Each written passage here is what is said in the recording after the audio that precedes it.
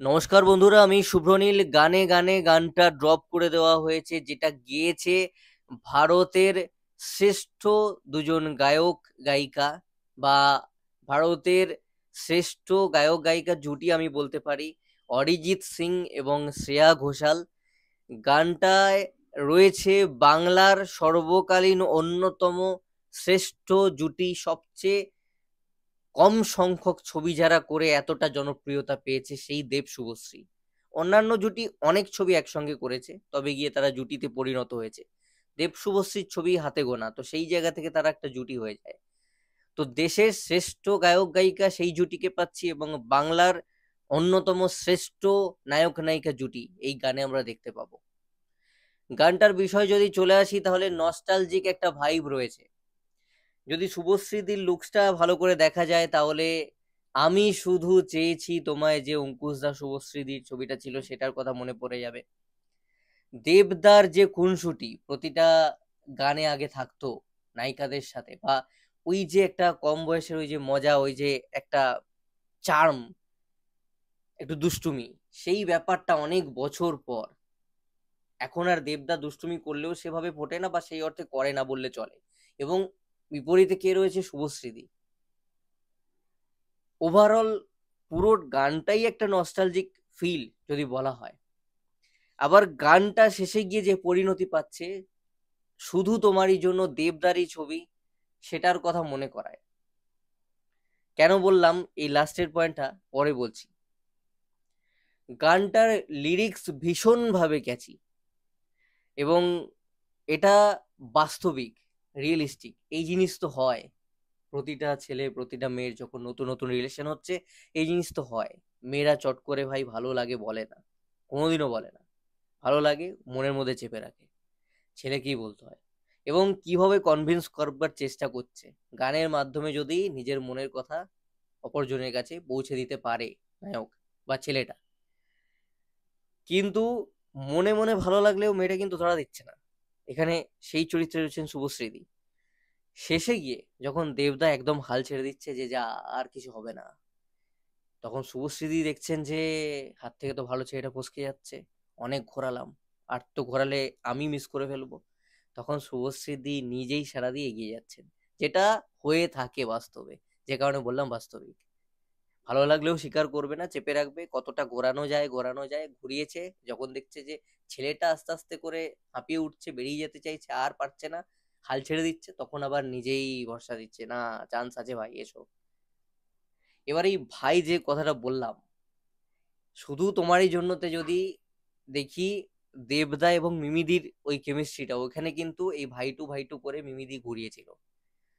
আর দেবদা যখন হাল ছেড়ে বন্টি বলে বেরিয়ে আসবে, তখন কিন্তু মিমিদি ঠিক গিয়ে এতদিন ধরে পেছনে পাগল কুকুরের মতন ঘুরে এখন বন্টি বলে বেরিয়ে যাচ্ছ বলে জড়িয়ে ধরে নেয়, হাক করে নেয়। তো ঘুরিয়েছে, মনে মনে ভালো লাগতো, তার সত্ত্বেও বলেনি। যখন দেখছে যে হাল ছেড়ে দিচ্ছে, তখন মিমিদি নিজেই এগিয়ে গিয়ে, ভালো ছেলে মিস করা যাবে না, জড়িয়ে ধরছেন, নিজের কাছে টেনে নিচ্ছেন। তো অনেক মজার মজার রিলেটেবল জিনিসপত্র রয়েছে গানটার মধ্যে। এবং গানটা শুনতে তো অরিজিৎ সিং, শ্রেয়া ঘোষাল রয়েছে, আমি বলবার কে, অপূর্ব। যদি ভিজুয়ালি বলি, এইরকম লোকেশনে খুব কমই দেবদার কিন্তু গান রয়েছে, এবং এরকম আটপৌরে ভাবে, মানে দেবদার লুকসটা যদি দেখো, দেবদা কিন্তু সেই সময় একটু হালকা বাল্কি ফিগারে রয়েছে, একটু মোটা সোটা, একটু গুবলু গাবলু। কিন্তু চুলটা যদি একটু বড় রেখে অন্যরকম স্টাইল হতো, তাহলেই কিন্তু দেবদাকে এই গুবলু গাবলু ব্যাপারটা লাগতো না। অর্থাৎ কৌশিক গাঙ্গুলি পরিচালক ছবির, তো তিনি চেয়েছেন যে ওই ন্যাচারাল, ওই রিয়েলিস্টিক ব্যাপারটা লাগুক, এবং গল্পে তো কিছু না কিছু টুইস্ট অ্যান্ড টার্নস থাকবে, বা গল্পটা একদমই অন্যরকম। সেই সময় দাঁড়িয়ে ক্লেমও করা হয় যে সবচেয়ে শ্রেষ্ঠ ছবি ছিল দেবদার কেরিয়ারে বা শুভশ্রীদির কেরিয়ারে। তো সেটা তো গল্প আমরা সিনেমা হলে দেখলে বুঝতে পারবো, কিন্তু ওই ন্যাচারালিটিটা রেখেছে গানে। এবং বিশাল যে হ্যান্ডসাম, চরম লাগছে ওইটা না, কিন্তু একটা মিষ্টতা তো রয়েছেই, একটা কিউট, একটা ইনোসেন্স রয়েছে দেবদার ক্যারেক্টারটার মধ্যে। পরে তো একটা ট্রান্সফরমেশন আসবে, আমরা বুঝতে পারছি দেবদার ক্যারেক্টারে। শুভশ্রীদির ওই যে একদম ইয়াং একটা গার্ল, মিষ্টি, একদম সাইকেল নিয়ে যাচ্ছে রাস্তা দিয়ে, এবং ওই যে বেসিক্যালি কি হচ্ছে, পাহাড় সাইডে শুটিংটা, ওই জিনিসটা দেবদার গানে খুব কমই আমি দেখেছি। তো সেইখানে এইভাবে রোম্যান্স, দেবদা শুভশ্রীদির, বা দেবদা ট্রাই করছেন শুভশ্রীদিকে পটিয়ে নেওয়ার, যেটাই বলি না কেন, ওরকম লোকেশনটা ইটসেলফ একটা ম্যাজিক্যাল ভাইব দেয়। রুদ্রনীল ঘোষ ওখানে ছিল, যেটুকু এসছে ভাই সিটি মারা পারফরমেন্স। যখন সিনেমা হলে ওইটুকু হবে রুদ্রনীল এবং দেবদা ওই বসে বোঝাচ্ছে, ওটাতেও সিটি পড়বে। তো ওভারঅল মন ভরে গেছে, চরম কিছু দেখলাম। মানে এত বছরের 12-13 বছরের যে অপেক্ষা সার্থক। চোখ জুড়িয়ে গেছে, 3-4 বার শুনে ফেলেছি, আরো অনেকবার শুনবো। টিভিতে বড় করে দেখবো এবং শুনবো, জোরে জোরে গমগমে সাউন্ড পাবো, দেখতে ভালো লাগবে। ফোনে দেখে রিভিউ করছি বা আমার যেটা রিয়াকশন তোমাদের সঙ্গে শেয়ার করছি, বলছি কেমন লাগলো।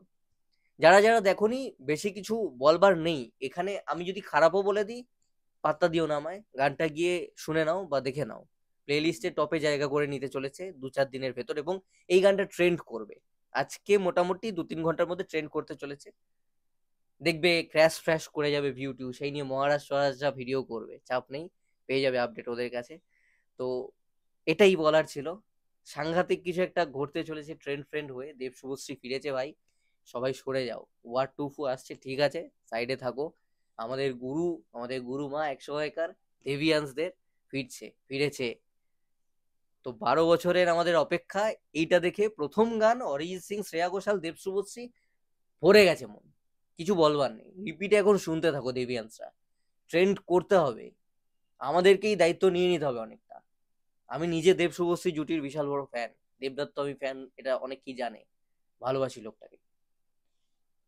এটাই বলার ছিল, আর কিছু বলবার নেই, বেশি কিছু রিয়াকশনস নেই। আমার মন ভরে গেছে, নস্টালজিক ফিল করছি, ইমোশনাল ফিল করছি, অনেক কিছু পুরনো জিনিসপত্র ভেসে উঠছে। পরাণ যায় জ্বলিয়ারে চ্যালেঞ্জ, অনেক কিছুই মনে পড়ে গেছে আর কি। বললামই, আমি শুধু চেয়েছি তোমায়, তারপর শুধু তোমারই জন্য এই ছবিগুলোর নামও নিলাম, কিভাবে রিলেট করলাম সেগুলো আমি আমার রিয়াকশনে বললাম। তোমরা গিয়ে দেখো, এবং যদি রিলেট করতে পারো আমার মতন করেও, যদি আমি যেগুলো বলছি সেগুলো মেলে তোমাদের সাথে, আমাকে কমেন্ট একটা ছোট্ট করে জানিয়ে দিয়ে চলে যাও।